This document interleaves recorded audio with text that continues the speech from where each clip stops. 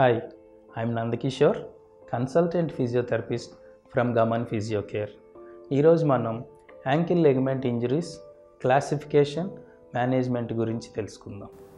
Ankle ఇంజరీస్లో అది grade 1 కానివ్వండి, grade 3 కానివ్వండి, ప్రధాన లక్షణాల్లో నొప్పి, వాపు, అంతర్గత రక్తస్రావం లేదా హెమరేజ్ ప్రధాన లక్షణాలుగా ఉంటాయి. ఇంజరీ తీవ్రతను బట్టి హెమరేజ్ స్థాయి పెరుగుతూ తగ్గుతూ ఉంటుంది.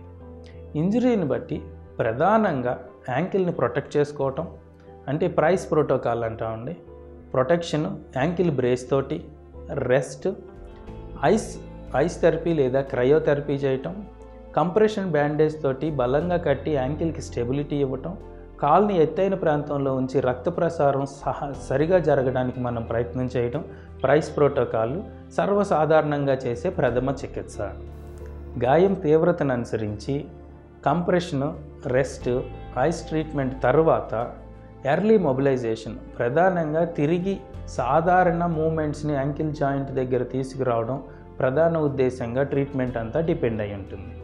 యాంకిల్ రేంజ్ ఆఫ్ మూమెంట్ని తీసుకురావడానికి ప్రధానంగా పైకి చేసే మూమెంట్ డార్సిఫ్లెక్షన్, కిందకి పాదాన్ని కదిపేది ప్లాంటర్ ఫ్లెక్షన్, ఇన్వర్షన్, ఎవర్షన్ లాంటి మూమెంట్స్ యాంకిల్ జాయింట్ దగ్గర ప్రత్యేక శ్రద్ధతో స్ట్రెచ్చింగ్ ఎక్సర్సైజెస్ ద్వారా పూర్తి రేంజ్ని సాధించడానికి మొదటి ప్రయత్నంగా చేస్తాం.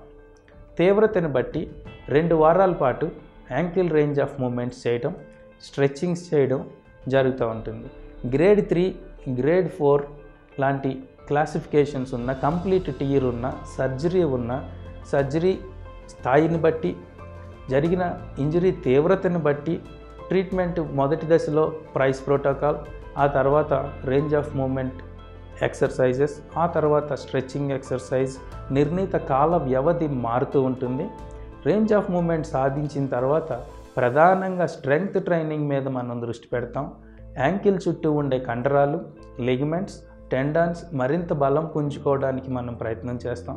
గ్రేడ్ 1, గ్రేడ్ 2లో 2 నుంచి 4 వారాల పాటు పూర్తిగా బలాన్ని సాధించడం మీద మనం ప్రయత్నం చేస్తాం.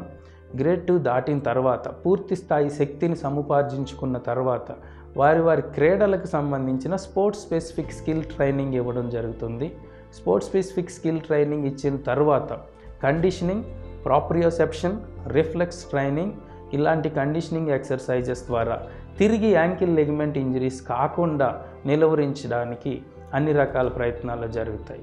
క్రీడాకారుల్లో యాంకిల్ లెగమెంట్ ఇంజరీ నుంచి పూర్తి స్థాయి మూమెంట్స్కి, స్ట్రెంగ్త్ ట్రైనింగ్కి ఎంత ముఖ్యమైన ప్రాధాన్యత ఇవ్వడం జరుగుతుందో అంతే ప్రాధాన్యత తిరిగి యాంకిల్ ఇంజరీస్ కాకుండా ఉంచడానికి జరుగుతుంది.